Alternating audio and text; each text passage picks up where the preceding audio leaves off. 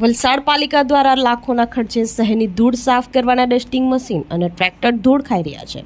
શું આ મશીનો માત્ર કાગળ ઉપર સ્વચ્છતા બતાવવા માટે ખરીદાયા હતા? એવા અનેક પ્રશ્નો ઉઠ્યા। વલસાડ નગરપાલિકાના અંધેર વહીવટનો વધુ એક મોટો નમૂનો સામે આવ્યો છે। શહેરમાંથી ધૂળ સાફ કરવા માટે લાખોના ખર્ચે ખરીદાયેલા ડસ્ટિંગ મશીન અને ટ્રેક્ટરો આજે પોતે જ ધૂળ ખાઈ રહ્યા છે। આ દ્રશ્યો કોઈ ભંગાણવાળાના નથી, પરંતુ વલસાડ નગરપાલિકાના છે। સ્માર્ટ સિટી અને સ્વચ્છતાના દાવા કરતી વલસાડ પાલિકાની બેદરકારી ફરી એકવાર છતી થઈ છે। વલસાડ શહેરને ધૂળ મુક્ત બનાવવા માટે પાલિકા દ્વારા લાખો રૂપિયાના ખર્ચે અત્યાધુનિક ડસ્ટિંગ મશીન અને ટ્રેક્ટરો વસાવવામાં આવ્યા હતા। આજે આ કિંમતી મશીનો નગરપાલિકાના કમ્પાઉન્ડમાં ખુલ્લામાં પડ્યા સડી રહ્યા છે। તેના પર ધૂળ ઠળ જામી ગયા છે અને કાટ લાગી રહ્યો છે।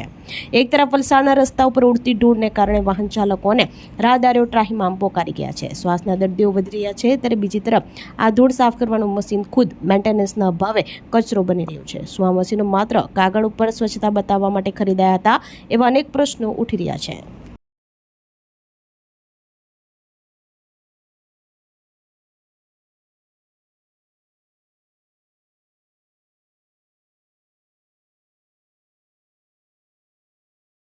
આપણી સંકલ્પ ન્યૂઝ ચેનલને સબસ્ક્રાઇબ અને લાઇક કરો, બેલ આઇકન દબાવો, જેથી આવનાર ન્યૂઝ અપડેટ્સની નોટિફિકેશન આપના મોબાઈલ પર સૌથી પહેલા પહોંચે। Like, subscribe and share the video.